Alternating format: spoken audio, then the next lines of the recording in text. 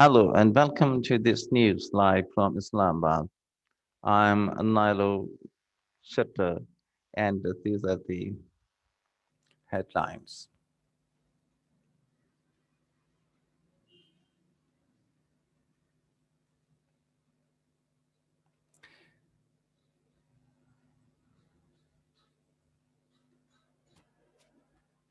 UN experts have voiced great concern over the deteriorating human rights situation in Indian occupied Kashmir, Jammu and Kashmir.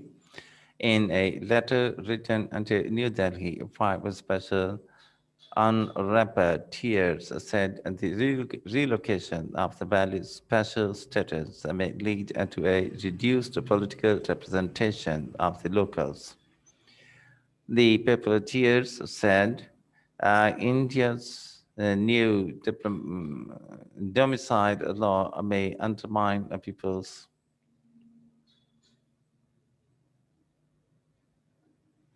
freedom.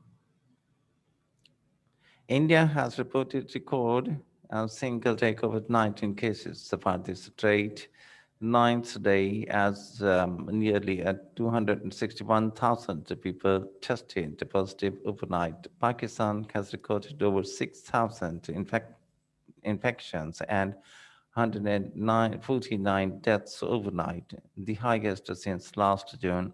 The coronavirus has claimed over 3 million lives worldwide while infecting nearly 140 and a half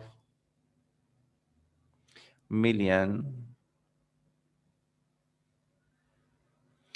Russia says that it has arrested the two people an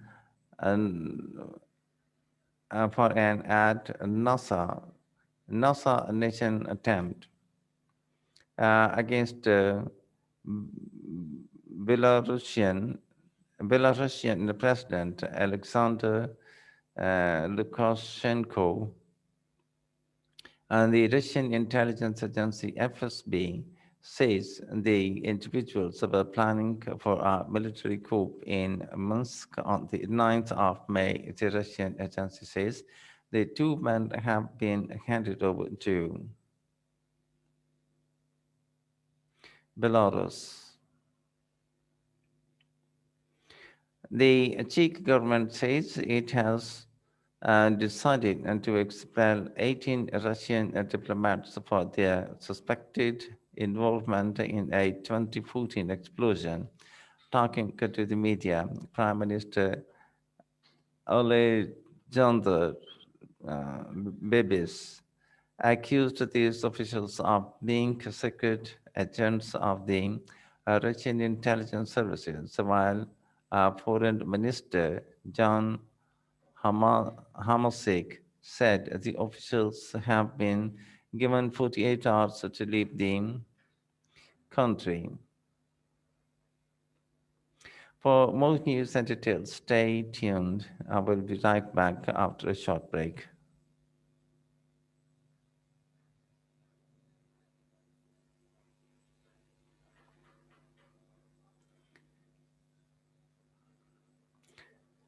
Welcome back. UN experts have voiced grave concern over the deteriorating human rights situation in Indian occupied Jammu and Kashmir. This was disclosed in a letter of five special Swan rapporteurs written to New Delhi. The reporter said the revocation of the valid special status may lead to a reduced political representation of the locals. It said India's new domicile law may undermine people's freedom and cause demographic changes.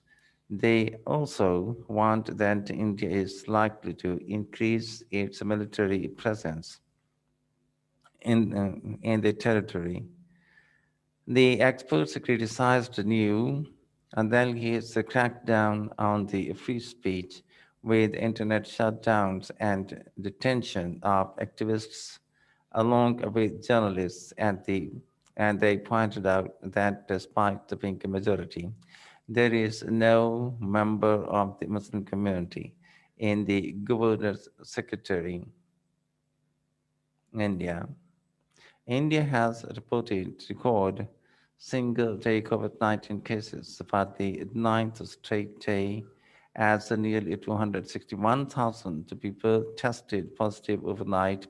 The coronavirus has claimed over 3 million lives worldwide, while infecting nearly 140.5 million people around the world are getting tired of lockdowns and restrictions, even with record cases and vaccine shortages. Criticism has mounted over the Indian government's handling of the health crisis, as religious festivals and election rallies continue despite healthcare systems being overwhelmed. India's capital, New Delhi, which is among the worst hit cities, is facing an acute shortage of hospital beds. But the situation looks very promising down in Australia. After months, Australians have been allowed to dine out while stopped wearing face masks in most places. However, Prime Minister Scott Morrison says Australia is in no hurry to reopen its international borders. And I can assure Australians that I will not be putting at risk the way we are living in this country, which is so different to the rest of the world today. The issues of borders and how they are managed will be done very, very carefully, and must be done in partnership with the states and territories in terms of law, how the quarantine program works. Americans have been all about the protests today, and Argentines took to the streets of Buenos Aires to protest.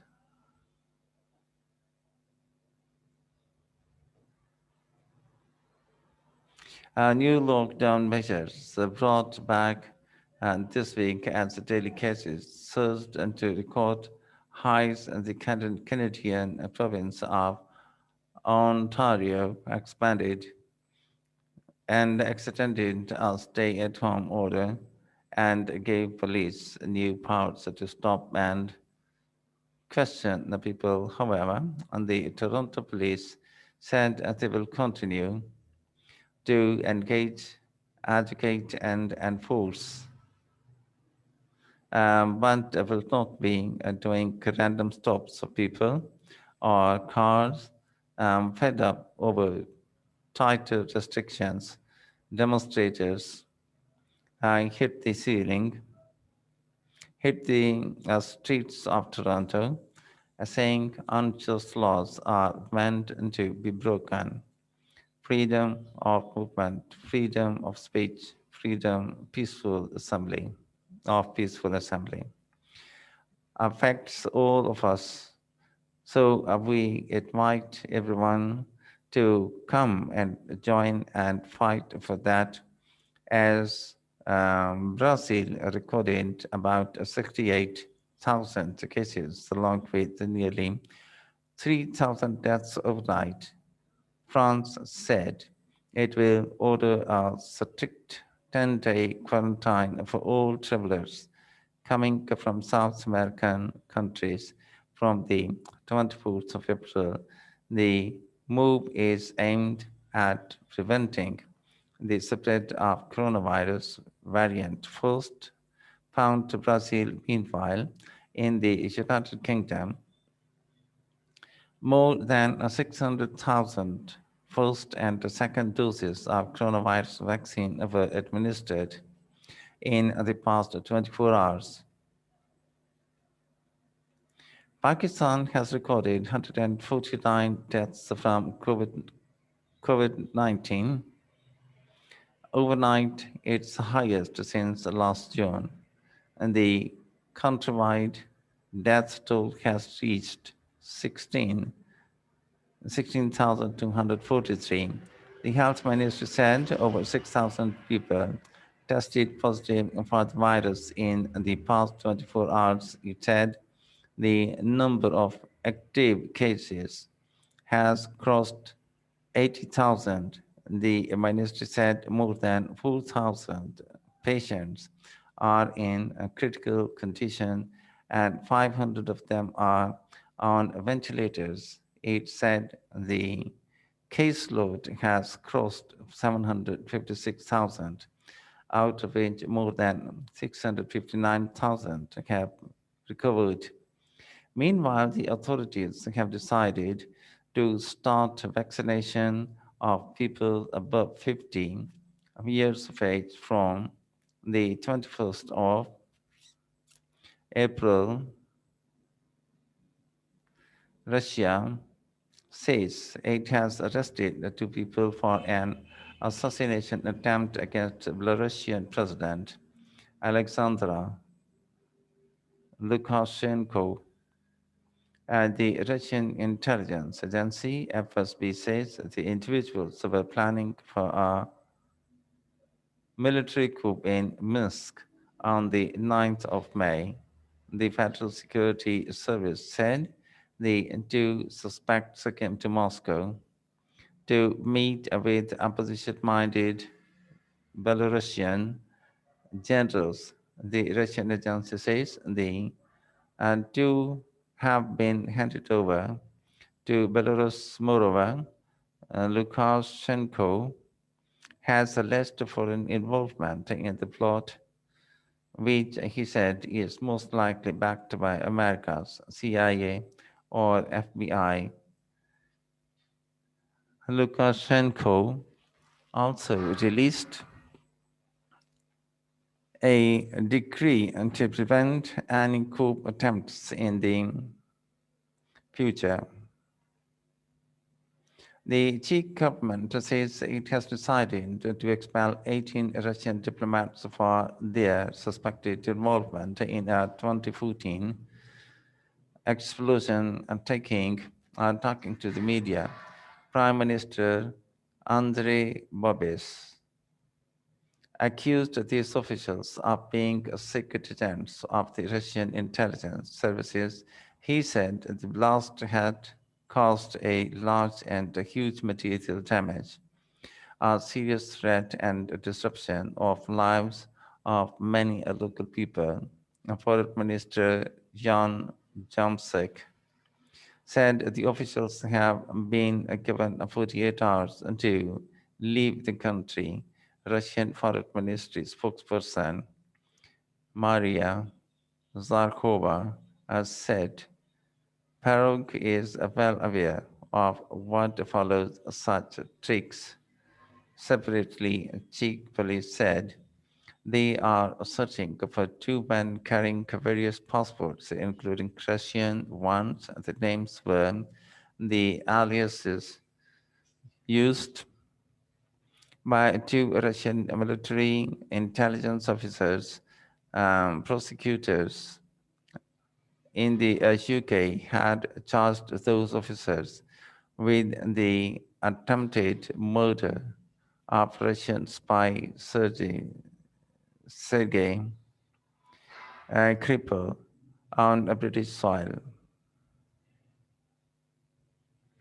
Russia has ordered a Ukrainian diplomat to leave the country for allegedly obtaining classified information. This has prompted a tit for tat response from Ukraine as border tensions simmer between the two neighbors.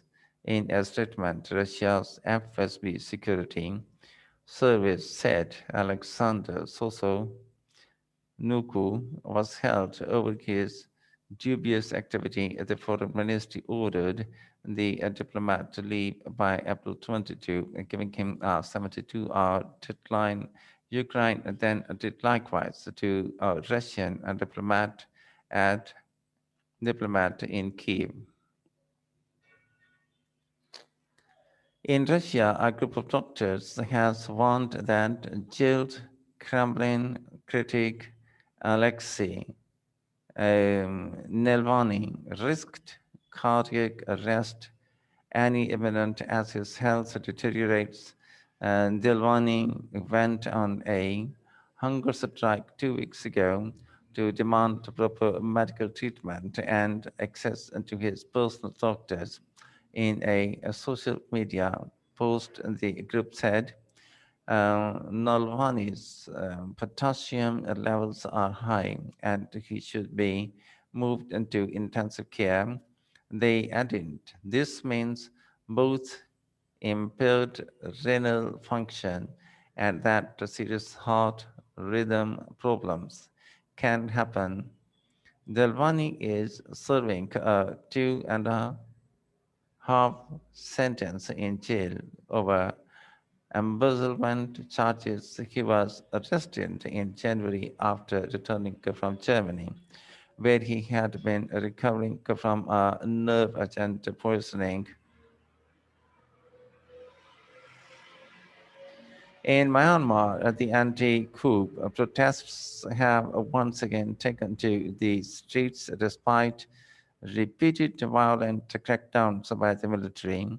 Demonstrators gathered in several towns of Mandalay and Meet Kayana and to show their support for the national unity government. Meanwhile, Myanmar's civil disobedience campaign has requested ASEAN and to invite the unity government in its upcoming meeting instead of coup leaders, and hailing in a tweet at the activists activist group said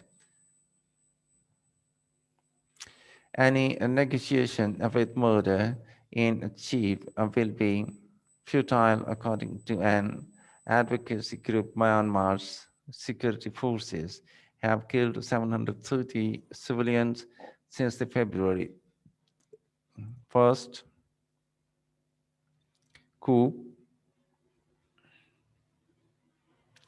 It's now time for a short break. Stay with us.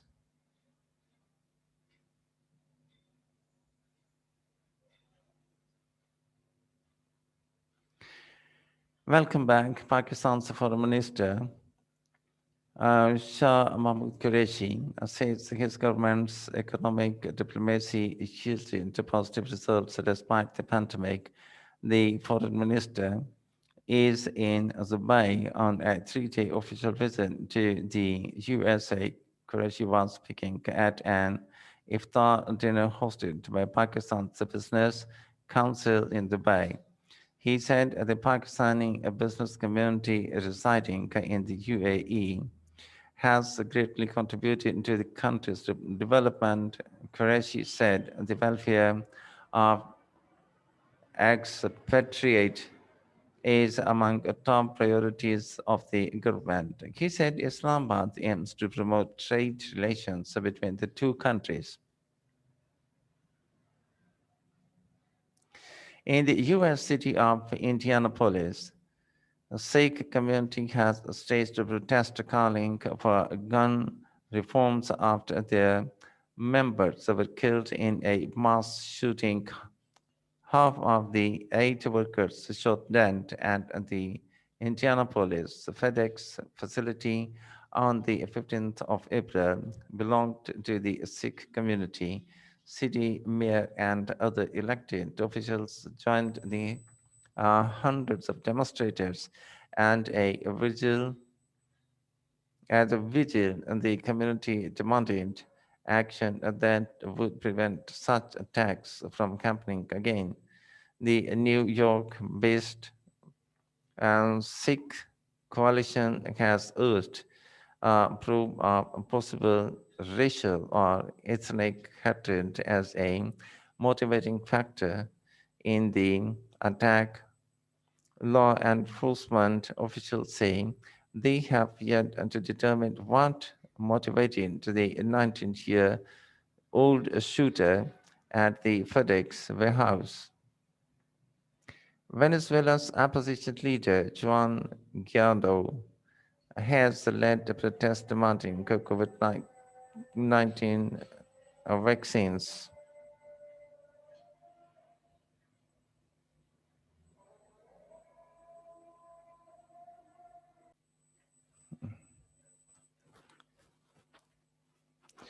Vaccines are to be allowed in the country. This comes amid a stalled immunization campaign and rising coronavirus infections. Guaido said insisting on one type of vaccine over another will also down inoculation process. Caracas has reportedly acquired 300,000 while Sputnik 5, while 500,000 Cytopharm vaccines.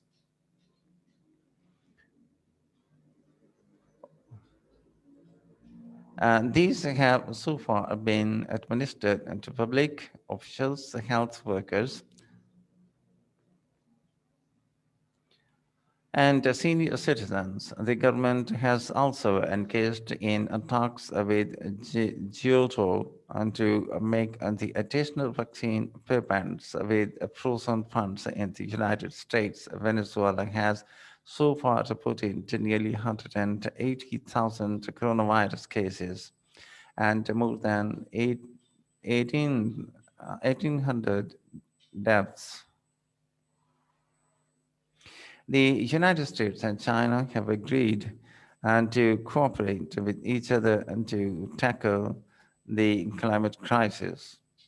And this comes after a meeting between Chinese climate envoy Xi Jinping and his United States counterpart John Kerry in Shanghai.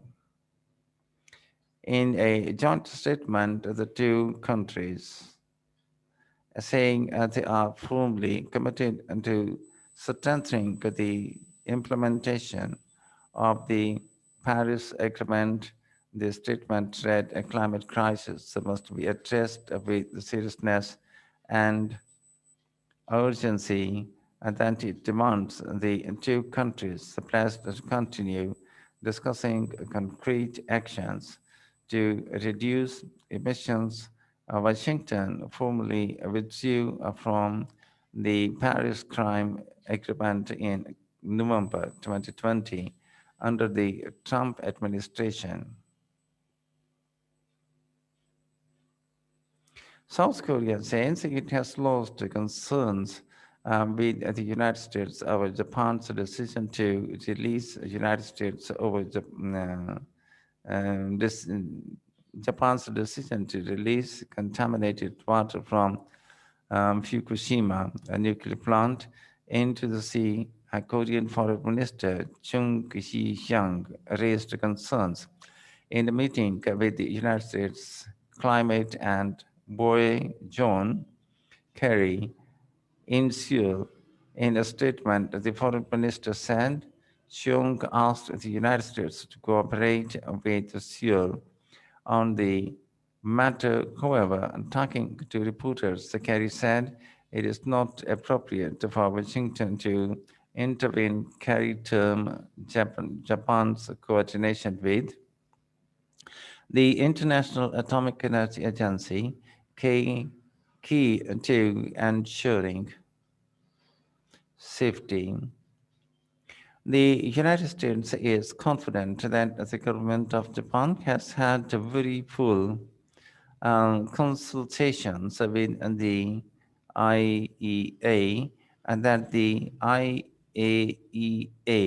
has set up a very rigorous process, and I know that US, oh, as you know, Japan has weighed all the options and the effects, and they've been very transparent about the decision in the process.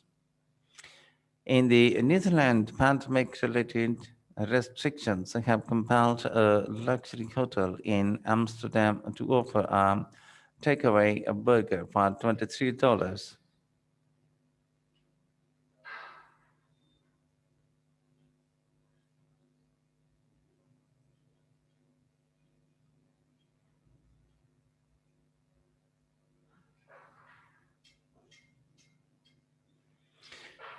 Amid the amid and the closure of dining rooms in the Netherlands, Dutch hotels and restaurants have been forced to offer takeover meals. The Waldorf Astoria Hotel in Amsterdam with the two Michelin star chefs at rooms starting at 700 initially balked at the idea of offering burgers for delivery. Then a reality hit chefs decided the most luxurious hotel in the country decided to offer a takeaway burger for 23. The Waldorf signature burger comes with a 240-gram Healthstein meat patty and is served with English Duke of Berkshire bacon on French brioche bun and aged Dutch cheese with a homemade relish. Well, as you know, being the most luxurious hotel in the country, I was a bit skeptical, but I had a great team and they convinced me to do it. The only thing I said, if we are going to do it, they got to be something so special, they got to be spectacular, and that is so we can, well, we can do it. And they convinced me um, we came up with the idea of the box. I loved it, and so I said, as you know, it's a surprise, it's a luxury, it looks good. Go we can go with it. Now hundreds of burgers are being delivered every week, while the meal has also been awarded the 4.8 stars out of 5 by Uber 8 reviews. However, it still does not compensate for a prolonged ban on inside dining that could be extended by months. I was a little bit against it because I am not big fan of sending food out what is warm, what is hot, and so I was a little bit nervous, as you know, like, is it gonna be good? Is it gonna be okay? So we did a lot of trial cookings. How many minutes it takes from here in the kitchen to the guest at home who was going to eat the burger. But because for me, the only most important thing was that the burger need to be the best burger, what you can buy here in Amsterdam. Dutch plans to eat some COVID-19 measures next week turned out to be too optimistic and have been pushed back up till April 28th at the earliest, when the Waldorf Astoria does reopen.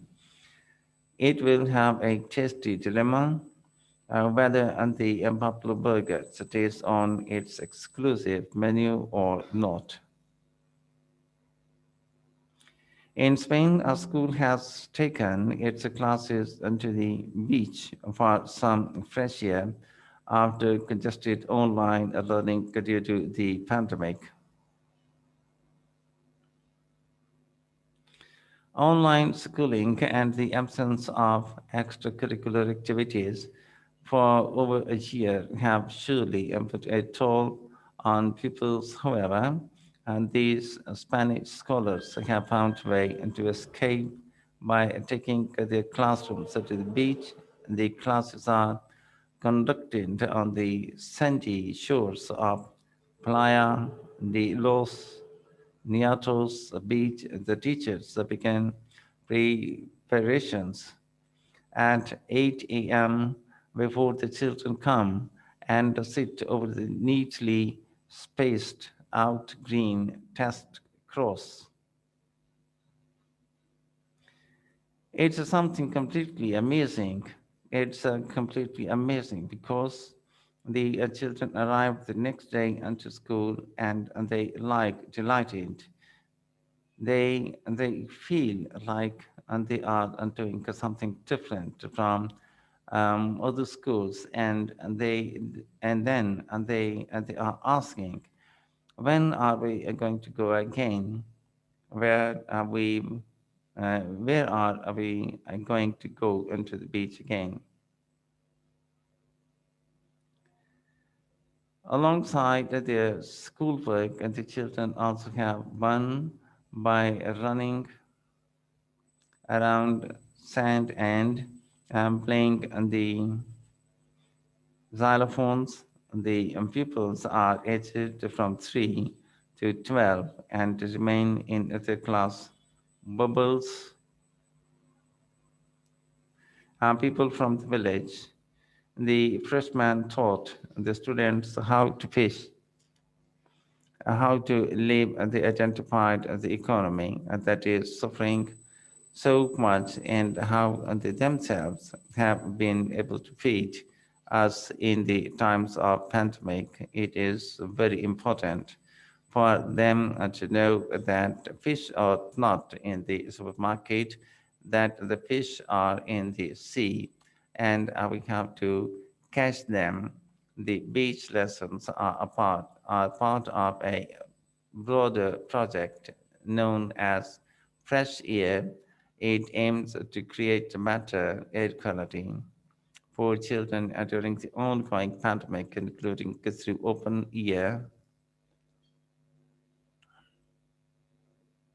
learning, open air learning. It's now time to take a look at the weather around the world.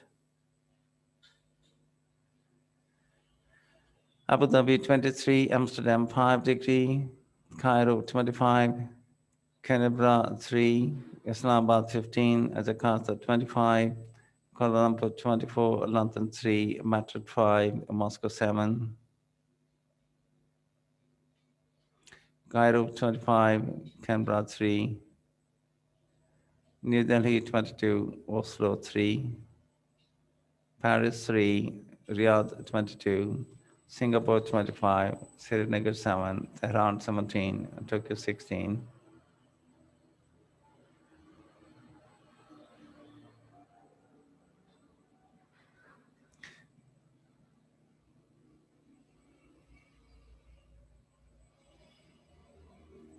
For the latest news updates, you can follow us at our social media at